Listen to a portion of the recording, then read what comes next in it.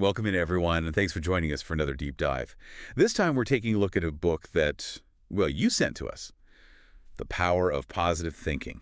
Yeah. And we've been spending some time with it, really digging into some of the core ideas here. Yeah. Now, this isn't just another self-help book, with the usual platitudes. Right.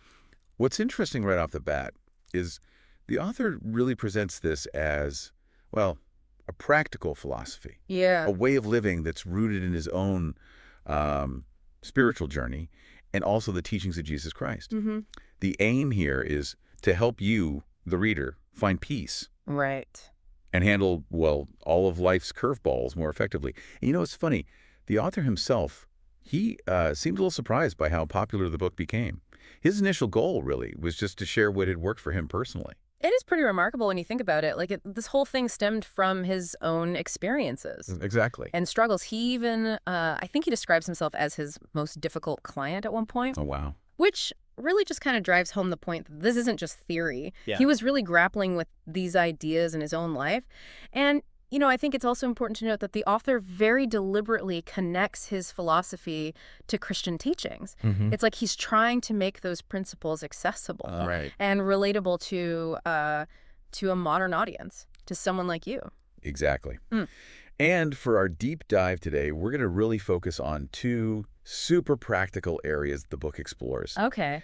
Building a rock-solid sense of self-confidence Yes. and breaking free once and for all from the grip of worry. We've pulled out some of the core techniques from the book Mm-hmm. and, of course, some compelling stories to really illustrate how these techniques can work. Right. Our goal, as always, is to give you a clear understanding of these ideas and hopefully spark a few of those aha moments. Yeah. Those moments that really make things click. Those are the best. So, shall we jump right in? Let's do it. All right. Let's start with unpacking this fundamental need to believe in yourself. Okay, so this really is the foundation of the book's entire approach. The author is really upfront about it. I mean, he actually says, and I'm quoting here, believe in yourself. Wow. Have faith in your abilities. It doesn't get more direct than that. No, it doesn't. Without a humble but reasonable confidence in your own powers, he says, you cannot be successful or happy.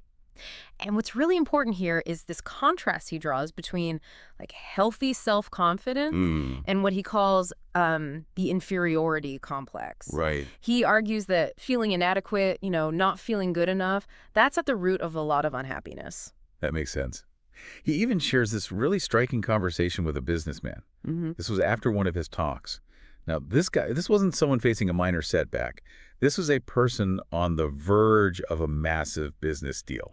Oh, wow. The kind of deal that could make or break his entire career. And what did this successful businessman confess? Deep down, he had this terrible disbelief in himself. Wow. He just felt utterly lacking in confidence, discouraged, and he said he was, quote, just about sunk Wow. after 4 decades of these feelings. It's a long time. It's a long time. And it really brings home the point that a lack of self-belief can be so paralyzing, Absolutely. no matter how successful you appear on the outside. It's so true. And, the author's advice to this man is actually quite simple. He suggests 2 initial steps. Okay. And, these are things that you can consider if you ever find yourself in a similar spot. Right. First, he says, take some time, Mm-hmm. analyze, and try to understand where these feelings of powerlessness come from. Right. Now, he acknowledges that this can be a process, it takes some digging. Yeah. But the second step, this one's more immediate, it's more actionable. You can start doing this right away. Okay. Make a conscious effort to bring confident thoughts into your mind, even when you're busy, even when you're stressed. And what's so interesting here is the emphasis on you taking an active role in reshaping how you think. You're in control. You are. You're not just a passenger. And that leads us to one of the most vivid examples in the book, this traveling salesman with, well, a surprisingly simple plan. Oh, I love this story. It's a great story. Right. This wasn't some complicated psychological trick. Right. It was so down to earth. What he did was he carried these little cards with him. Okay. Little cards inscribed with Bible verses. Okay. Verses about faith. Mm-hmm. Matthew 17:20 about how faith can move mountains, and Romans 8:31. That powerful line. Mm-hmm. If God is for us, then nothing can stand against us. He clipped these cards to his car's dashboard, and as he drove between sales calls, he'd read these verses, Wow. memorized them. That's so smart. It is. And what makes this example so powerful Yeah. is that it shows how consistently reinforcing positive thoughts can counteract the negative ones. This salesman, he realized that his mind was often filled with fear, Right? thoughts of failure, especially when he was driving. Oh, yeah. And he knew that was directly impacting his sales. It had to. It did. Right. But by actively replacing those negative thoughts with affirmations of faith and courage, Yeah. he didn't just change how he felt inside. His sales actually started to improve. That's amazing. It really shows you how much power our thoughts have. They really do. And then there's this really touching story of a man who felt like he had lost absolutely everything. Like his world had been, quote, swept away. He was just completely overwhelmed by his circumstances. It's hard to even imagine. It is. But the author, what he did was guide this man through a process of listing his assets. Okay. And these weren't just, material possessions. Right. He had his wife of 30 years, loving children, friendships, Right. his personal integrity, good health. He even lived in a free country Yeah. and had a deep religious faith. That's a lot to be grateful for. It is. And this story just highlights something the author emphasizes throughout the book, a quote from Dr. Carl Menninger. Oh. He says, "Attitudes are more important than facts." Oh, I love that. It's so true. Yeah. Now, this man's situation, his objective situation, didn't change overnight. Right. But how he saw it, his perception, that did change. And that's huge. It is. By focusing on what he still had rather than what he'd lost, Yeah. his attitude shifted Yeah. from despair to hope Mhm. and possibility. Yeah. And that's a really powerful reminder. Absolutely. Your perspective can dramatically change how you experience things. It's like looking at the same picture. Yeah. But with a different lens. Yeah. And that brings us to what the author calls the vacuum cleaner method. Right. This was a technique used by someone the author knew. Okay. And it wasn't about ignoring problems. Right. It was about actively drawing out those negative attitudes. Oh, okay. So this guy, he'd ask these really probing questions, Yeah. encourage his colleagues to really articulate their pessimistic views. Hmm. It was like he was sucking the negativity out of their minds. I like that analogy. It's pretty vivid. And then, very gently, he'd introduce positive ideas. Yeah. And often, that would lead to a completely new way of seeing the same facts. It's amazing how much our attitudes can shape our reality. They really do. Yeah. And, it just reinforces the book's advice to focus on the factors that are for you, not against you. Right. Because when we constantly fixate on obstacles, we tend to blow them out of proportion. We make them bigger in our minds than they really are. Exactly. Okay. Now, the book also introduces a really important element here. Okay. The power of faith in God Okay. as a deep source of self-confidence. Makes sense. There's this simple affirmation, God is with me, God is helping me, God is guiding me. And it's presented as a powerful tool that you can use. I can see how that would be helpful. The idea is to spend some time each day visualizing God's presence Okay. and then really believing in that affirmation as you go through your day. Yeah. Like tapping into a source of support. It is. And that connects directly to the idea that our habitual thoughts have a huge impact on how confident we feel. Right. The author quotes Basil King here, who says, "Be bold and mighty forces will come to your aid." Wow. I like that. It's powerful. It's the idea that even if you don't feel confident on the inside, if you act confident, you can actually attract the support you need. It's like a self-fulfilling prophecy. It is. And we see this same idea in Emerson's quote, "They conquer who believe they can." Yeah. And there's that practical advice, do the thing you fear and the death of fear is certain. That's so true. It is. It's about facing your fears head on Yeah. so they lose their power over you. And then there's Stonewall Jackson who said, "General, never take counsel of your fears." Right. Don't let fear make your decisions for you. Exactly. The book even suggests a specific technique, underlining statements about courage and confidence in the Bible, and really committing them to memory. Okay. There's this story of a man who went from feeling totally hopeless to confident just by doing this, filling his mind with these powerful faith-based thoughts. Like rewiring your brain Exactly. for positivity. And all of these ideas, they culminate in 10 rules for building self-confidence that the author lays out. Perfect. Let's quickly go through those 10 rules Yeah. because there's such a concrete plan for anyone listening. Absolutely. So the first one is to Create and hold a mental picture of yourself succeeding. Okay. Make that image vivid Okay. and don't let it fade. Got it. Number 2. Number 2, whenever a negative thought pops up about your abilities, consciously replace it with a positive one. Okay. Number 3, don't blow obstacles out of proportion in your mind. Try to minimize them, see them for what they really are. Okay. 4. 4, don't be intimidated by other people. Remember your own inherent worth. Love it. 5. 5, make a conscious effort to make others feel important. Okay. This builds positive connections and can actually boost your own confidence indirectly. Interesting. 6. 6, cooperate with others. Teamwork and collaboration can build confidence through shared success. 7. 7, don't dwell on past mistakes. Learn from them, but let them go and focus on future achievements. Good advice. 8. 8, think about seeking guidance from a counselor, Okay. someone who can help you understand yourself and your patterns better. Makes sense. 9. 9, make it a regular practice to acknowledge and feel the presence of God. Okay. It goes back to that idea of faith as a source of strength. And finally, number 10. Number 10, honestly assess your abilities and then raise that estimate through faith and belief in yourself. It's about acknowledging your strengths, but also believing in your potential for growth. It's a really comprehensive set of guidelines It is. for anyone looking to build their confidence.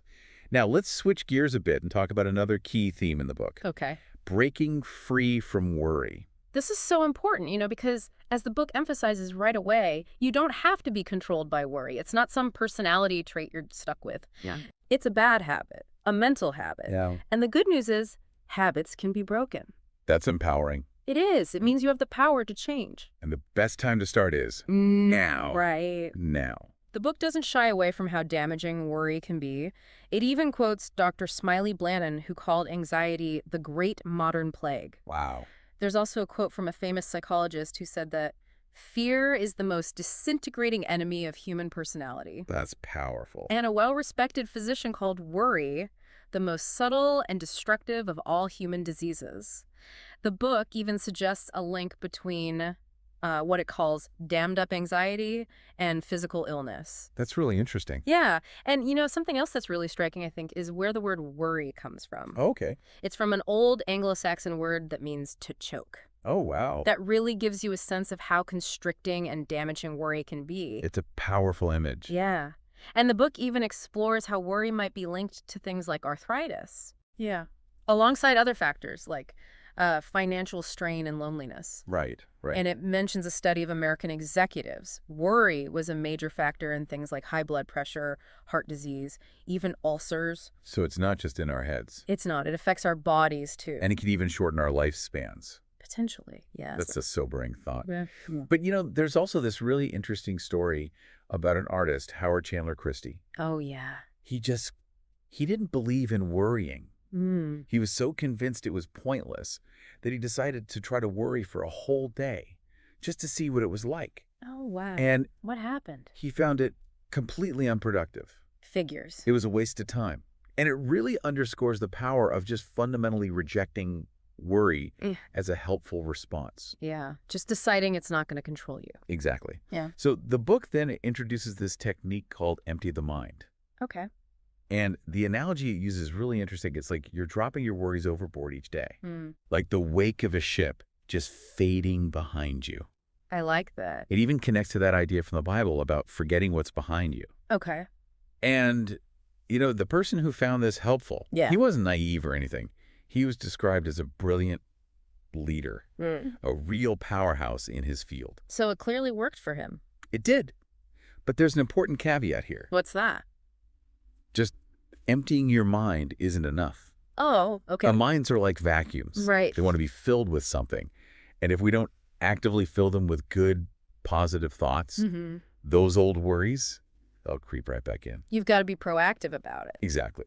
So the book suggests actively practicing peaceful thoughts, Okay. like creating a mental image of a peaceful valley at twilight, Ooh, I like that. or moonlight reflecting on calm water. Yeah.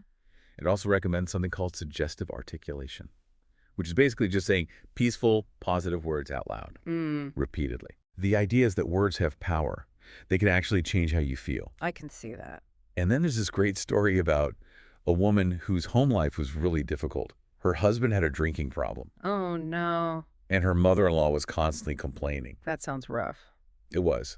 But she started saying this affirmation. Okay. I believe, Wow. over and over again. Okay. And she said it led to some amazing positive changes in her family. Really? It might sound unbelievable, but it just shows the potential of shifting from negative thoughts to positive affirmations. It's like retraining your brain. It is. The book also talks about this worry day experiment. A worry day? What's that? Yeah, the idea is that you pick a specific day Okay. and you allow yourself to worry only during that time. Often when you schedule your worry, Yeah. you realize just how pointless a lot of it is. Right. It helps to contain the worry instead of letting it take over your whole life. I like that. And then there's the story of this incredibly intelligent man. He was constantly replaying past decisions in his head. Oh, I do that sometimes. Yeah, it can be tough. But he managed to break this habit through a little nightly ritual. Oh, what did he do? Every night, he would tear off that day's page from his calendar, Yeah. roll it up, Mm-hmm. toss it in the trash, Right. and say a little prayer, acknowledging the day's end, asking for peace, forgiving himself for any mistakes. Wow. And that little ritual helped him so much. It's amazing how powerful something so simple can be. It really is. Yeah. It was a way for him to symbolically let go of the day's burdens and move on without dwelling on the past. It's like closing the book on the day. It is. Yeah. And finally, the book talks about the leave it with God technique. Okay. This is about consciously surrendering your worries to a higher power. There's a story of a businessman going through a crisis, Okay. and he said this prayer. Here it is, Lord. I don't even know how you are going to tell me what to do. Wow. And the result wasn't a magical solution, but a sense of calm and peace, which then allowed new ideas and solutions to come to him. It's like releasing the burden. It is. It's about trusting that things will work out. It's amazing how often the book comes back to faith as a practical tool for dealing with life's challenges. It is. Yeah. And these techniques for dealing with worry, just like the tips for building confidence, they're all things you can start doing today. They're actionable steps. They are. So as we wrap up this deep dive into the power of positive thinking, Yeah. we've really just scratched the surface. Right. There's so much in this book. There is. But hopefully, you now have a better understanding of some of the core ideas. The power of believing in yourself, Right. managing your thoughts, Yeah. and how faith can help you overcome challenges. It's all connected, isn't it? Like when you believe in yourself, you worry less. Right. And faith can give you a foundation for both confidence and peace of mind. It's a holistic approach to well-being. It is. And that brings us to our final thought for you. Okay. What if you picked just one of these techniques? Maybe starting your day with an affirmation or trying the worry overboard idea at night. Right. How do you think that would change your perspective Yeah. and ultimately your experience of life? That's a great question for everyone to consider. It is. It really makes you think about the power of your mindset. Thanks for diving deep with us. Absolutely. We'll see you next time. See you then.